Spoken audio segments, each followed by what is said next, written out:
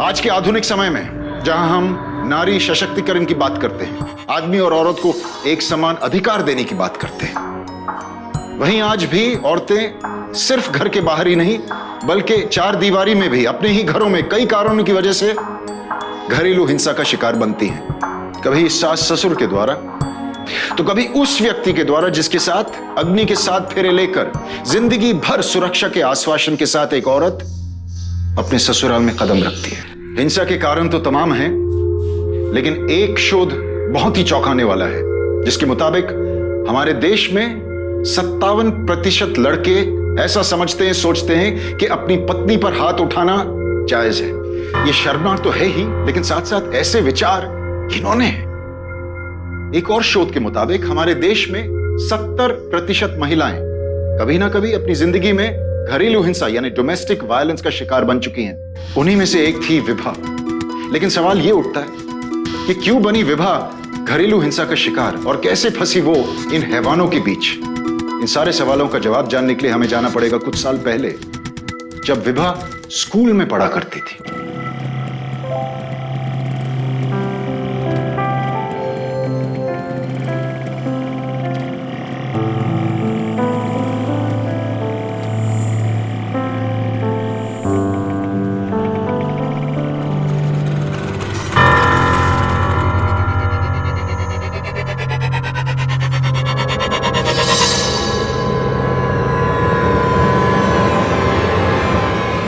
बस यहीं पे रोक दो। मैं चलती हूँ, ठीक है? क्या कर रहे हो? पापा ने देख लिया तो मुसीबत हो जाएगी। अरे तो डरता हूँ क्या मैं तुम्हारे बाबा से?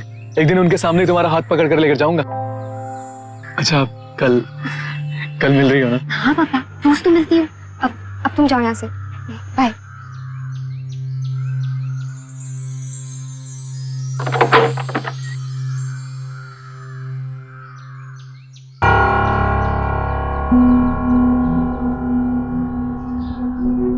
विभा, कितनी बार समझाया तुझे कि उस छोरे से दूर रह, पर हमारी बात थारे समझ में तो आती नहीं। तेरे को आखिरी बार समझा रहा हूँ, उस छोरे से दूर रह, नहीं तो। ये पापा, मैं भी आपको कई बार कह चुकी हूँ कि दोस्त है वो मेरा, पसंद करती हूँ उसे और प्यार करना चाहती हूँ उसके साथ। इतनी सी बात आपकी समझ में क्यों नहीं आती? विभा, ये कौन सा तरीका है अपने बाबा से बात करने का? देख बेटा, हम तेरा भला चाहते हैं इसलिए तुझे समझा रहे हैं। अभी तेरी उम्र नहीं शादी ब्याह के बारे में सोचने की, पढ़ाई करने की उम्र है। और तू अभी क्या जानती है उस छोरे के बारे में, उसके परिवार के बारे में, जो तू उससे शादी के बारे में सोच रही है? तो अभी सिर्फ 16 साल की है, अच्छे बुरे का ज्ञान नहीं है तुझे। पर अपने पराये का ज्ञान है बाबा। राकेश मेरा अपना है और मुझसे बहुत प्यार करता है। आप लोग उसे भी ज्यादा खुश रखेगा मुझे। बहुत बोलने लगी है तू। प्यार की भाषा तो समझ में आती नहीं तुझे। आपको जो करना है कर लीजिए, चाहे जान ले लीजिए मेरी, पर मैं उससे मिलना नहीं छोड़ूंगी, समझे आप?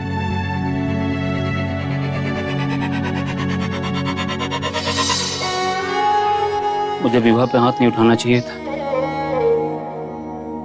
बच्चे लोग भी नहीं समझते कि भला कोई माँ बाप अपने बच्चों का बुरा चाहेगा। अब बस भी कीजिए आप अपने आप को क्यों कोसते हैं? बच्चे जब गलत रास्ते पे निकल पड़ते हैं तो माँ बाप को उनको समझाने के लिए थोड़ी बहुत सख्ती बरतनी पड़ती है, और आपने कुछ गलत नहीं किया है। बाकी माँ, इसी बात का डर है कि कहीं ये बच्ची कोई ऐसा कदम ना उठा ले नादानी में, इसकी वजह से इसे पूरी उम्र पछताना पड़े। राकेश, मैं अपनी जान दे दूंगी। मैं सच कह रही हूँ, मैं तुम्हारे बिना नहीं जी सकती। लेकिन ऐसा भी क्या हो गया जो तुम ऐसी बातें कर रही हो? राकेश पापा हमारी शादी के लिए कभी नहीं मानेंगे। वो पता नहीं तुम्हें देखते ही चिढ़ क्यों जाते हैं। और तो उन्होंने मुझे साफ साफ कह दिया कि मैं तुमसे कभी ना मिलूं। अरे तो इसमें इतना परेशान होने वाली कोई जरूरत नहीं, और आज नहीं तो कल देख लेना, वो मान जाएंगे। राकेश, तुम मेरे पापा की जिद को नहीं जानते। मुझे बहुत डर लगता है उनकी जिद से। वो कुछ भी ठान लेते हैं ना तो करके ही रहते हैं। तुम भी तो उन्हीं की बेटी हो ना, लोहा लोहे को काटता है, और जिद को। मतलब वो तुम्हें अपनी जान से भी ज्यादा चाहते हैं। इकलौती बेटी हो तुम उनकी, और वो तुम्हें तकलीफ में बिल्कुल नहीं देख पाएंगे। मेरी बात मानो तो तुम 2-3 दिन के लिए खाना पीना छोड़ दो। मतलब वो तुम्हें उस हाल में बिल्कुल नहीं देख पाएंगे और तुम्हें लेकर हमारे घर चले आएंगे। और यदि फिर भी ऐसा नहीं हुआ तो मैं जानता हूं मुझे क्या करना है। मुझ पर भरोसा है ना तुम्हें? ये हुई ना बात। चलो एक प्यारी सी मुस्कुराहट दे दो। चलो बेटा खाना खा लो। मुझे भूख नहीं है। अच्छे बच्चे जिद नहीं करते, थोड़ा सा खा लो। माँ मैंने कहा ना मुझे भूख नहीं है। मैं ना तो खाना खाऊंगी और ना ही स्कूल जाऊंगी। और अगर आप लोगों ने मुझे राकेश से मिलने से रोका ना तो यही बैठे बैठे ना एक दिन मर जाऊंगी बिना कुछ खाए पिए। देख बेटा, हम लोग जो कुछ भी कर रहे हैं तेरे भले के लिए कर रहे हैं। वो लोग ठीक नहीं हैं। तो खुद सोच, अगर वो लोग अच्छे होते तो हम तुझे भला क्यों रोकते? तुम्हारे बाबा सही कह रहे हैं, वहाँ तुम्हारी जिंदगी बर्बाद हो जाएगी। वो लोग तुम्हें कोई खुशी नहीं दे पाएंगे। बाबा आप राकेश को और उसके घर वालों को मुझसे ज्यादा नहीं जानते, तो आप ऐसे कैसे कह सकते हैं? हम तुम्हारे माँ बाप हैं, तुमसे ज्यादा जिंदगी देखी है हमने। तुम्हारे लिए क्या अच्छा है क्या बुरा है हम तुमसे बेहतर जानते हैं। तुझे अगर ये लगता है कि इस तरह के नाटक से मेरा दिल पिघल जाएगा तो तू गलत सोच रही है। हम तेरे जिद के आगे तेरी जिंदगी बर्बाद नहीं होने देंगे, समझ गई तू?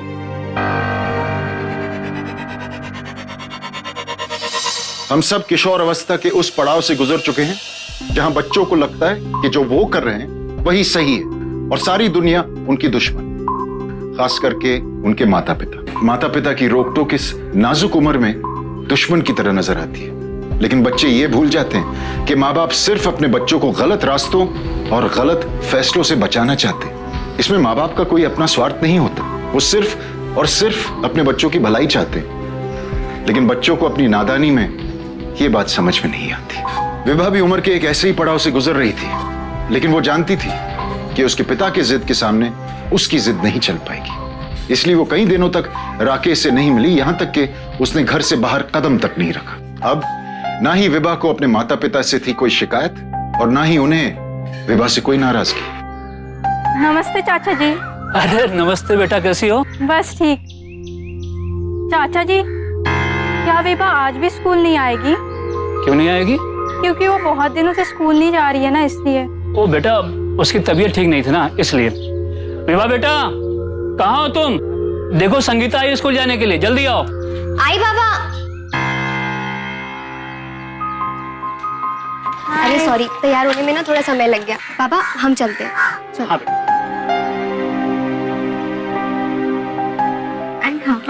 ओके। विभा की माँ, मैं जमीन के काम से तहसीलदार के ऑफिस जा रहा हूँ, शाम तक लौट आऊंगा। हाँ ठीक है।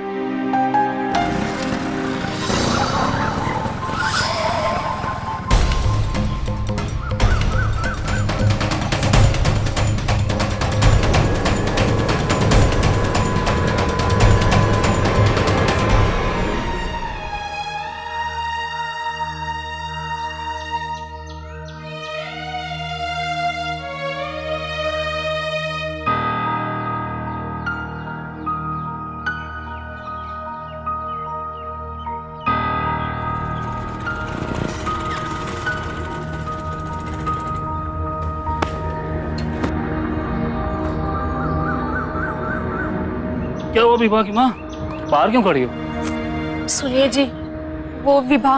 विभा? क्या हुआ विभा? कहाँ है वो? यही सोचकर तो दिल बैठा जा रहा है। कब से स्कूल गई है, अभी तक नहीं लौटी।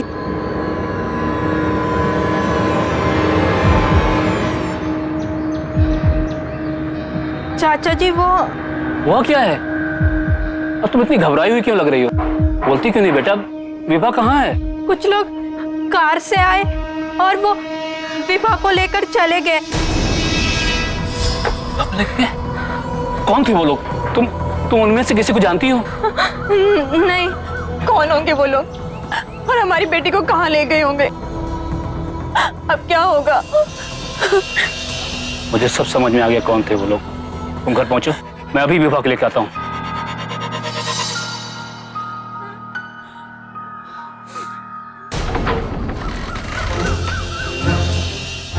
इंस्पेक्टर साहब, आप? रामचरण जी, क्या बात है? राकेश के पिता आप ही हैं? हाँ हाँ। इनका कहना है कि इनकी बेटी का आपके बेटे ने अपहरण किया है। नहीं, कैसी बात कर रहे हैं रामचरण जी आप? क्या हम अभी राकेश को मिल सकते हैं? हाँ क्यों नहीं, मैं बुलाता हूँ उसको। और उसको ही क्यों, इनकी बेटी भी यहाँ है, उसको भी बुलाता हूं मैं। अरे राकेश बेटा, जरा बाहर तो आना।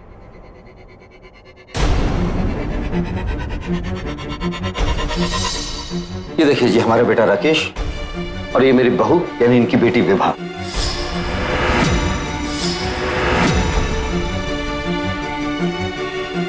इंस्पेक्टर साहब, इन लोगों ने जबरदस्ती फंसा के मेरी बेटी की शादी की है। मेरी बेटी की उम्र सिर्फ 16 साल की है और नाबालिग लड़की की शादी कानूनन जुर्म है। ऐसी शादी को ना तो मैं मानता हूं ना कानून। देखिए इंस्पेक्टर साहब, इन दोनों बच्चों की शादी पूरे कानूनी तरीके से हुई है। मैं आपको दिखाता हूं। ये देखिए सर्टिफिकेट। अरे रामचरण जी अपनी जिद में अपनी बेटी को नाबालिग ठहरा रहे हैं। देखिए इसके मुताबिक इनकी बेटी की उम्र 18 साल है और 18 साल की लड़की नाबालिग नहीं होती। इंस्पेक्टर साहब, ये सब कागज झूठे हैं। एक बाप को उसकी बेटी की उम्र क्या अब ये सब लोग बताएंगे? जरूर इन लोगों ने मेरी बेटी को डराया धमकाया है। विभा बेटी, तुम बिल्कुल डरो मत। साफ साफ इंस्पेक्टर साहब को बता दो कि इन लोगों ने डरा धमकाकर तुम्हारी शादी राकेश से कराई है और ये सब कागज झूठे हैं। बोलो सच क्या है? सच वही है जो मेरे ससुर जी कह रहे हैं।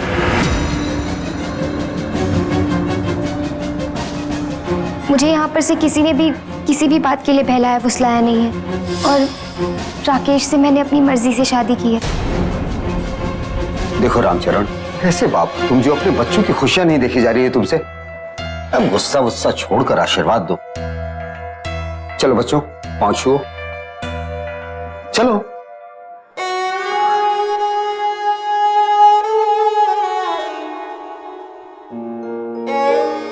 कर ले अपने मन की। आज तूने अपने बाप के विश्वास को चकनाचूर कर दिया।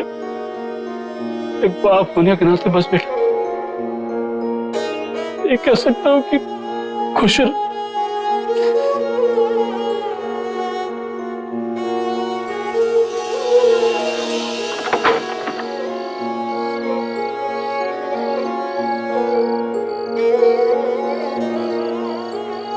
क्या हुआ जी, आप अकेले ही आ गए? कुछ पता चला विभा का? मर गई वो आज से हमारे लिए। आज के बाद इस घर में उसका कोई नाम भी नहीं लेगा। पूरी दुनिया के सामने अपने बाप को झूठा साबित करके राकेश से शादी कर ली उसने और साथ ही साथ अपनी जिंदगी बर्बाद कर ली। रामचरण अपनी बेटी विभा को जंजीरों में बांधकर नहीं रखना चाहता था, बस वो अपनी बेटी की सुरक्षा के लिए चिंतित था। वो जानता था कि ऐसी नाजुक उम्र में नासमझी वाली रिश्ते शायद आगे जाकर मुश्किलें पैदा कर सकते, लेकिन राकेश के प्यार में अंधी होकर विभा ने अपने पिता के इस रवैये को एक जंजीर समझ लिया और अपनी जिंदगी का फैसला अपने हाथ में ले लिया। खैर, जिंदगी यूं ही आगे सरकती रही। इसी तरह 1 साल बीत गया, लेकिन इस बीच ना ही रामचरण ने अपनी बेटी की कोई खबर ली और ना ही विभा ने अपने माता या पिता की तरफ पलट कर देखा। ये लो बेटा, चाय पियो, तब तक तुम्हारे बाबा जी भी आ जाएंगे।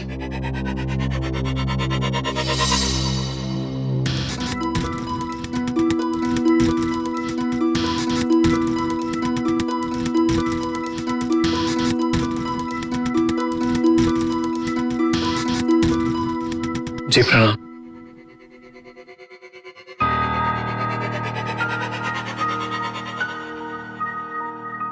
आप लोग बैठ के चाय पीजिए, मैं अभी विभा के बाबा से बात करके आती हूँ।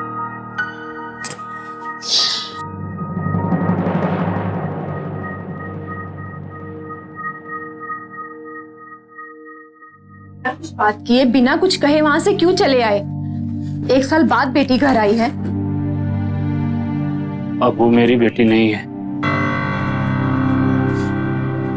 अब गुस्सा थूक दीजिए ना, बेटी है वो हमारी, कोई पराई नहीं है। और वैसे भी वो अपने ससुराल में इतनी खुश है, हमें और क्या चाहिए? अब तो दूसरी खुशी भी आने वाली है, आप नाना बनने वाले हो और ऐसे वक्त में इतना गुस्सा नहीं करते। सब पुरानी बातें भूल जाइए और उसे माफ कर दीजिए। बाबा, अगर आप कहेंगे तो हम अभी यहाँ से चले जाएंगे। जानती हूँ कि हमसे बहुत बड़ी भूल हुई है और हमने आपका बहुत दिल दुखाया। अब इसे ऐसी हालत में रुलाएंगे क्या? वो माँ बनने वाली है और बेटी का पहला बच्चा उसके मायके में ही जन्म लेता है। इसकी खातिर ना सही, अपने नाती की खातिर ही मान जाइए ना।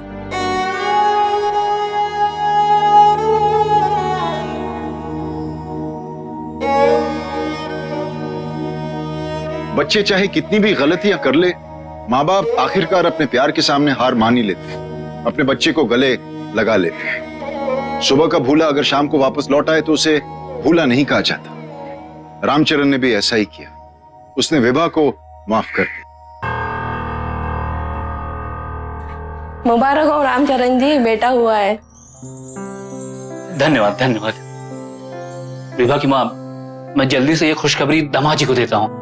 जी बिल्कुल।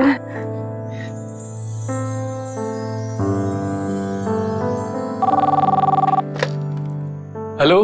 हेलो राकेश बेटा। अरे जी नमस्ते बाबूजी। बेटा खुशखबरी है, बेटा हुआ है। अरे जे क्या बात कर रहे हैं, ये तो बड़ी खुशी की खबर है।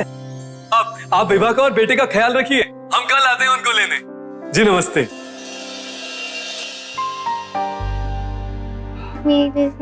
अरे वाह वाह वाह, अरे बाप रे, वाह वाह वाह, आजा आजा आजा बेटे, आजा आजा। अच्छा विभा बेटा, दामाद जी का फोन नहीं आया? वो तो 2 दिन बाद ही आने वाले थे ना, और अब तो 4 दिन हो गए हैं, बेटे को देखने भी नहीं आए। हाँ माँ, देखिए ना, मैं भी कितनी भुलक्कड़ हो गई, उन्हें फोन करना भूल ही गई। मैं अभी उनसे बात करके आती हूँ। देखो ना कैसे हंस रहा है।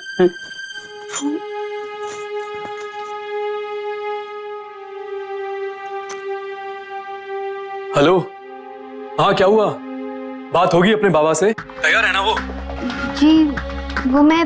अरे क्या वो जी, मैं एक सीधी सीधी बात है, जब वो 15 लाख रुपए देने को तैयार होते हैं तो मैं आता हूँ तुम्हें लेने, नहीं तो रह ले फिर वहीं पर।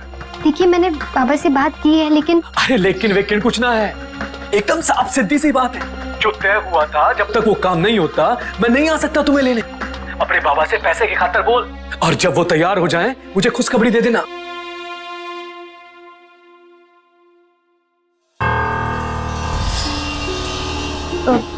पापा वो मैं। क्या कहा दामाद जी ने? कब आ रहे हैं तुझे ले जाने के लिए? वो कह रहे थे कि कुछ काम में फंसे हुए तो कुछ दिन और लग जाएंगे, तो अगर आप ही मुझे छोड़ाते। तो इतनी छोटी सी बात के लिए परेशान क्यों हो रही है? दामाद जी अगर व्यस्त हैं तो तेरे ये बाबा किस दिन काम आएंगे? मैं तुझे पहुंचा देता हूँ, बल्कि कल ही तुझे पहुंचा दूंगा, ठीक है? जी। हाँ।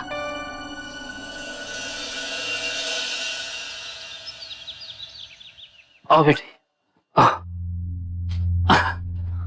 अरे अरे समझी जी आप, अरे आपने क्यों कष्ट किया? राकेश चला जाता बहू को लेने के लिए।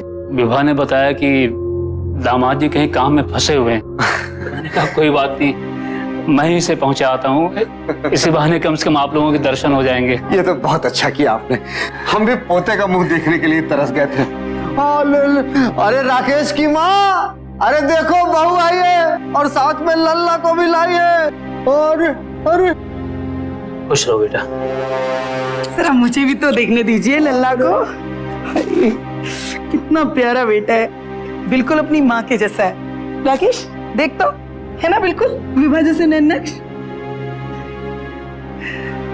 शोभा जा, समधी जी के लिए कुछ नाश्ता वाश्ता लेके आ। अरे नहीं नहीं, आप लोग नाश्ता पानी की बिल्कुल तकलीफ मत कीजिए, वैसे भी हमारे लिए बेटे के घर का अन्न क्या, पानी पीना भी पाप है।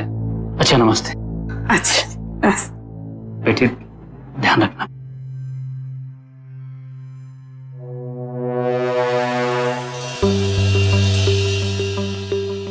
आजा बेटा। ऐसे कहाँ ले जा रही हो? इसमें तो बाबूजी ने कुछ खास भेजा है मेरे लिए। चाबी दे।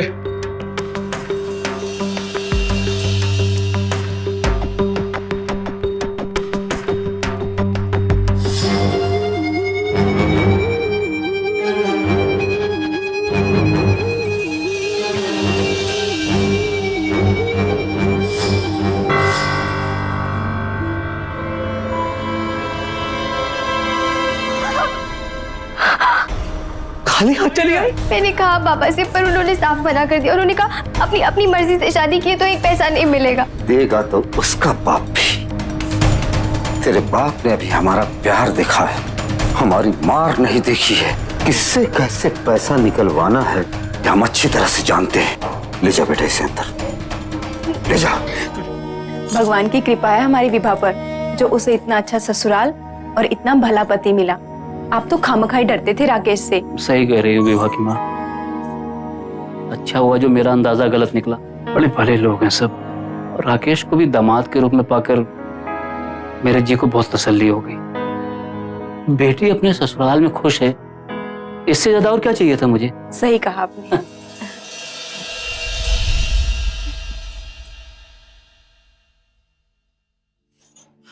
सौरभ,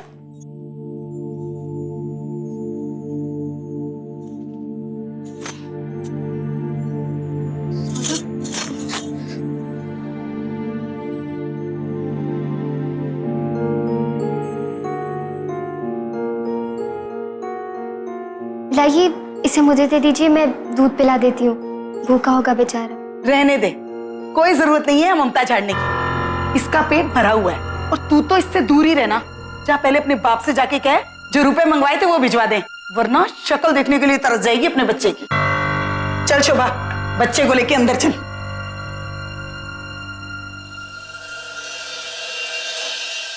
विभा को अपनी गलती का एहसास हो चुका था। उसे इस बात का एहसास हो गया था कि जिसे वो प्यार समझ रही थी, दरअसल वो प्यार नहीं, सिर्फ एक दिखावा था, एक छलावा। विभा की हालत उसके ससुराल में बद से बदतर होती रही और अपनी इस हालत का दोषी वो खुद को मानती थी। इसलिए सारी तकलीफें वो अकेली बर्दाश्त करती रही। जिस नर्क में विभा अपनी जिंदगी गुजार रही थी, उसकी भनक तक नहीं लगने दी उसने अपने मां बाप को। माना कि विभा अपनी स्थिति के लिए कुछ हद तक जिम्मेदार थी, लेकिन अगर एक बार उसने अपने मां बाप को अपनी हालत के बारे में अवगत किया होता तो शायद वो नहीं होता जो और खाना कोई मुफ्त में नहीं आता। तेरे बाप ने एक फूटी कोड़ी नहीं दी है मुझे भीख में भी, और इस घर के अनाज पे तेरा बिल्कुल हक ना है। अपने बाप को फोन कर और 5 लाख रुपए कल के कल लाने को बोल। जी जी बाबूजी नमस्ते। नमस्ते बेटा, सब ठीक है ना वहाँ? बाबूजी विभा कुछ बात करना चाहती है आपसे। हाँ हाँ बात कराओ।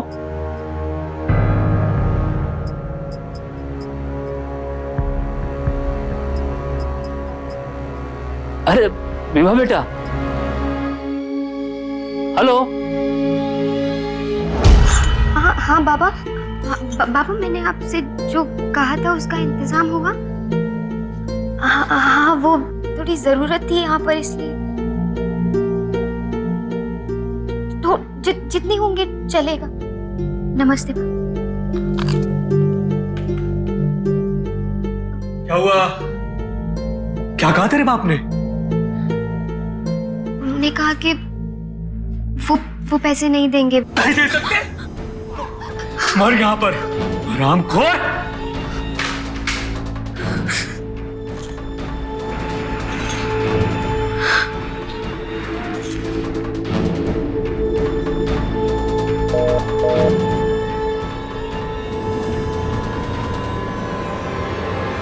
बिल्कुल ठीक सोचा है तूने। इस लड़की के मामले में तो हम धोखा खा गए, लेकिन इसका इंतजाम भी है मेरे पास। अरे तेरी कौन सी उम्र निकल गई है, अभी भी अच्छे से अच्छे घर की लड़कियां मिलेंगी तुझे। लेकिन इस आफत का क्या करूं? ये आफत भी तो तूने ही गले में बांधी है। खैर इलाज मैंने सोच लिया है, चल मेरे साथ। हाँ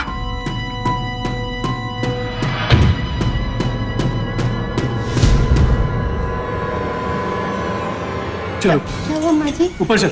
आजा। कुछ काम। शर्म की बात है कि हमारे देश में हर 77 मिनट में एक लड़की दहेज की बलि चढ़ा दी जाती है, और हर 5 में से 1 केस में बलि चढ़ाने वाला वो व्यक्ति होता है जिसके हाथों में उसी औरत की सुरक्षा की जिम्मेदारी सौंपी गई है, यानी उसका पति। जरूरत है आज के युवा वर्ग में इस कुरीति के खिलाफ आग पैदा करने की, इस कुप्रथा को जड़ से खत्म करने की। ये क्या कर रहा है तू? पूरे खानदान को अंदर भिजवाएगा क्या जिंदगी भर के लिए? लड़की को जलाकर मारने से सीधा शक हम लोगों के ऊपर आएगा, और वो भी सरेआम अपने ही घर के अंदर। कोई ऐसा रास्ता ढूंढ, सांप भी मर जाए और लाठी भी ना टूटे। नहीं।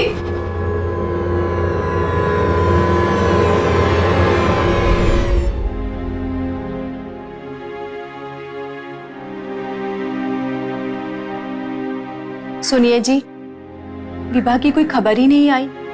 मेरा तो उससे मिलने का बहुत मन है। मैं तो कहती हूँ कि एक बार उसके ससुराल हो ही आना चाहिए। और वैसे भी बेटे से और नाती से तो मिलने जाना ही चाहिए। उस दिन उस फोन पे ठीक से बात नहीं हो पाई, फोन काट दिया उसने। एक काम करते हैं, कल शाम को चलते हैं वहां। हाँ, ये ठीक रहेगा। एक शोध के मुताबिक हर साल दहेज ना मिलने के कारण बहू को जान से मार डालने के तकरीबन 2500 केसेस दर्ज होते हैं। हैरानी वाली बात यह है कि इनमें से अधिकतर केसेस शहरों में दर्ज होते हैं, जहां औरतें पढ़ी लिखी होती हैं, अपने अधिकारों से परिचित होती हैं और लड़ने की शक्ति रखती हैं। भयावह है ये आंकड़ा, शर्मनाक भी। लाचार विभा इसी कुप्रथा का शिकार थी।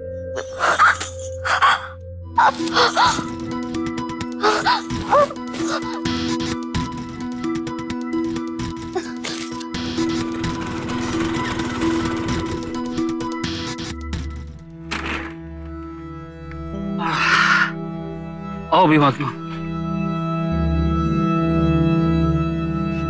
तो ताला बंद है, तब तो ये लोग कहीं गए हुए हैं। आप भी ना घर से चलते वक्त फोन कर लेना चाहिए था ना। समाजी का फोन स्विच ऑफ आ रहा है। अब क्या करेंगे? अरे भाई साहब, ये लोग कहीं बाहर गए हैं क्या? नहीं, शाम तक तो सब यहीं थे और ताला लगा हुआ है, तो हो सकता है कि थोड़ी देर पहले गए हों। फातिमा, हम लोग भी घर चलते हैं।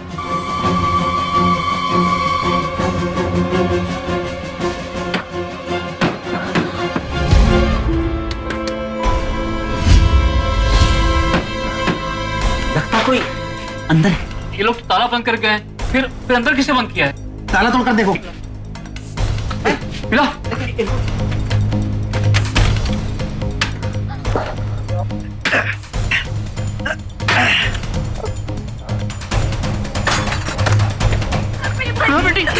क्या हो गया? बेटा संभाल के जल्दी चलो। लेकिन ऐसे क्या हो गया? ये क्या हो गया बहू को? बेटा जल्दी से इसे हॉस्पिटल ले चलो। सवाल जवाब बाद में करेंगे, पहले जल्दी बहू को दरवाजा खोलिए।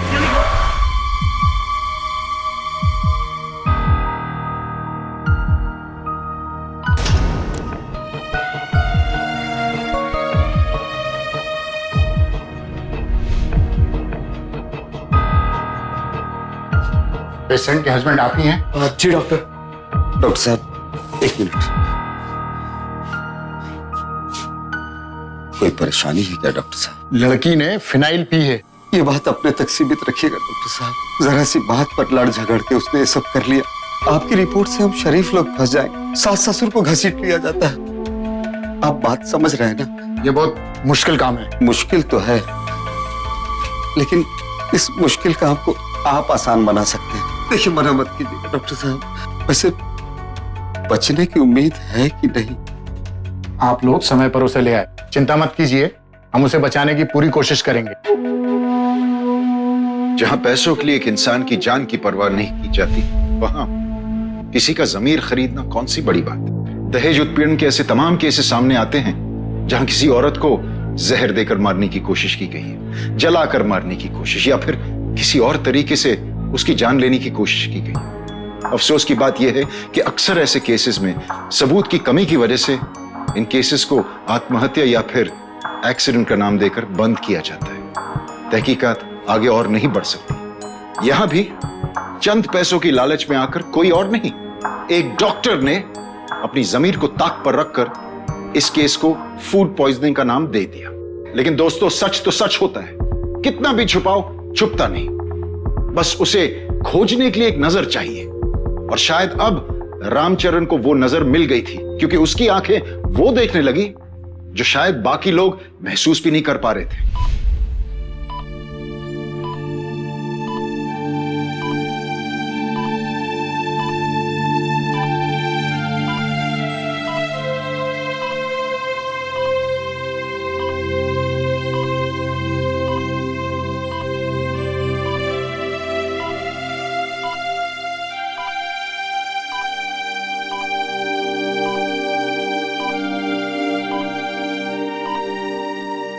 विभा की माँ, लोग कह रहे हैं कि इसने आत्महत्या करने की कोशिश की है।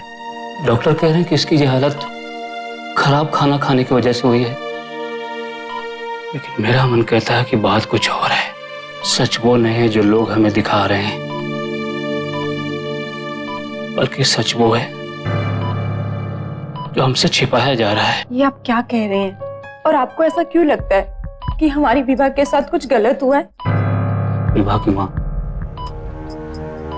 कोई भी बाप अपनी बच्ची के प्यार में अंधा जरूर हो सकता है, लेकिन बेवकूफ नहीं।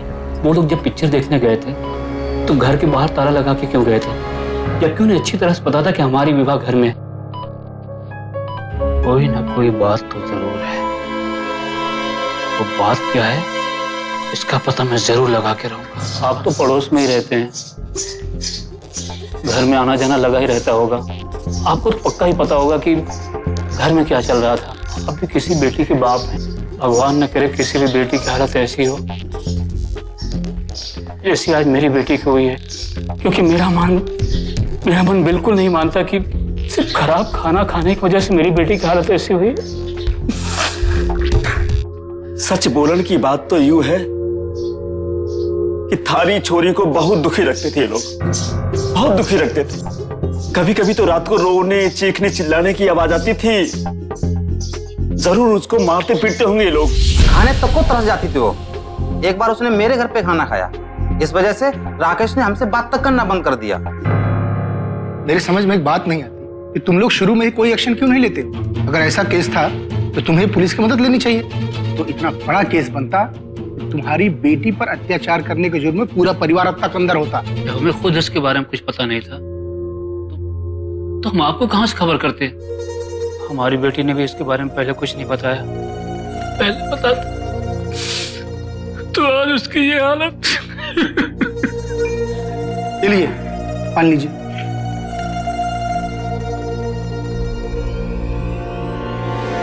ये देखिए पेशेंट की मेडिकल रिपोर्ट, फूड पॉइजनिंग हुआ था उसे और कुछ भी नहीं। अब आप ही बताइए कि ऐसे केस में कोई पुलिस को इन्फॉर्म करता है क्या?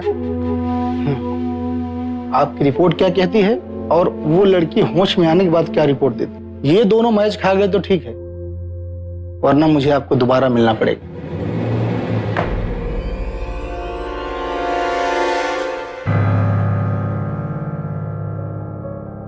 आप बेकार में परेशान हो रहे हैं डॉक्टर साहब, घबराने की कोई जरूरत नहीं। मैं आपको यकीन दिलाता हूं कुछ नहीं होगा। मर्डर का केस है ये और आपने मुझसे भी झूठ बोला। अगर लड़की को होश आ गया और उसने अपने बयान में सारा सच उगल दिया तो आपका तो पता नहीं, लेकिन मैं बुरी तरह फंस जाऊंगा। डॉक्टर साहब फंसेंगे तब ना जब लड़की को होश आएगा। अरे आपके अंडर में सारा स्टाफ है, आप मालिक हैं यहाँ के। अरे खत्म कर दीजिए सारा झंझट। जितना आसान काम हम कह रहे हैं उतना आसान है नहीं, और अब मुझसे नहीं होगा ये सब। और अगर लड़की को होश आ गया और उसने मुंह खोल दिया तो आप सोच भी नहीं सकते हैं कि आपका क्या हाल होगा।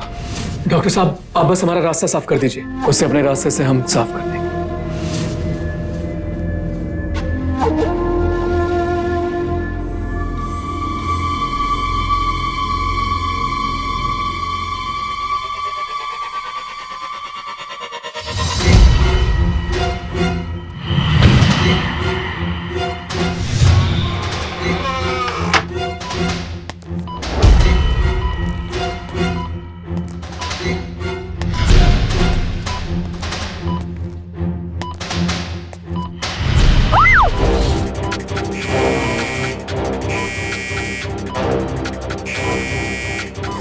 कौन है माँ? कौन है?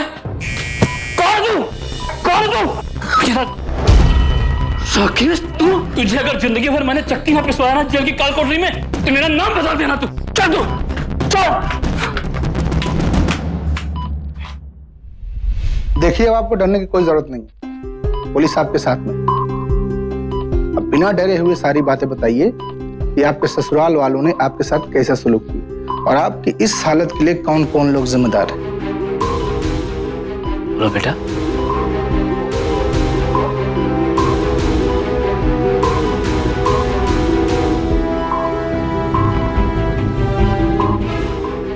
बोलो बेटा।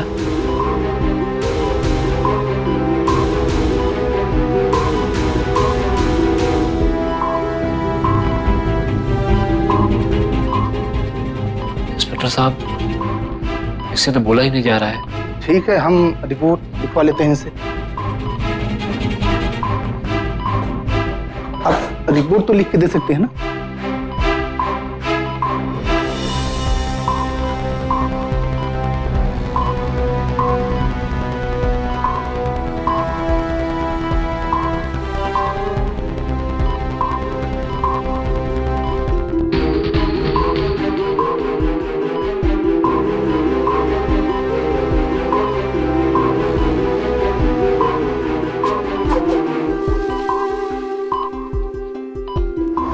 चल, अब तेरे साथ साथ तेरे पूरे परिवार का भी जीवन जेल की 4 दीवारी के अंदर बीतेगा। लेडीज कांस्टेबल के साथ से घर जाओ और पूरे परिवार को पकड़ के थाने लाओ। रामचरण ने अपनी बेटी की गुनहगारों को सजा दिलाकर एक पिता होने का फर्ज निभाया। अदालत ने राकेश और उसके परिवार को दहेज उत्पीड़न और विवाह की हत्या की कोशिश के जुर्म में कड़ी सजा सुनाई।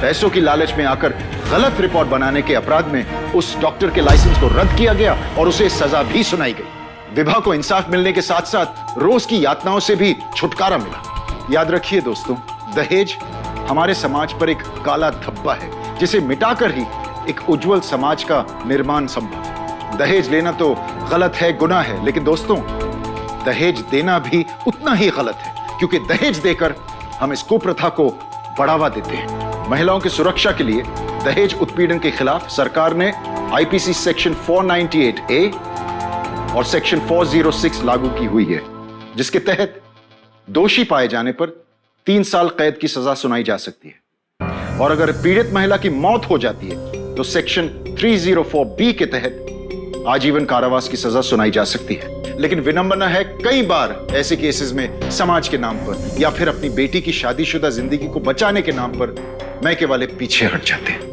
लेकिन रामचरण पीछे नहीं हटा, उसने अपनी बेटी का साथ दिया, उसने केस लड़ा और राकेश और उसके दोषी परिवार को सलाखों के पीछे भिजवाया। सोचने वाली बात यह है कि विभा के ससुराल के पड़ोसियों जिन्होंने विभा को इस मुसीबत में देखा था, उन्होंने कोई कदम क्यों नहीं उठाया? अगर उन लोगों ने कोशिश की होती तो यह सब नहीं हुआ होता।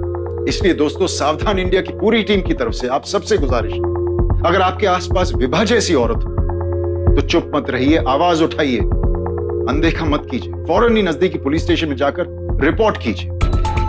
सतर्क रहेंगे तो सुरक्षित रहेंगे। 27 अक्टूबर से देखिए हर शनिवार और रविवार रात 10 बजे सावधान इंडिया वीकेंड स्पेशल सिर्फ लाइफ ओके पर। शुरुआत होती है उत्तर प्रदेश से। सावधान India Uttar Pradesh fights back. कल ऐसी एक सच्ची घटना लेकर फिर से मुलाकात होगी। तब तक खुश रहिए, सुरक्षित रहिए।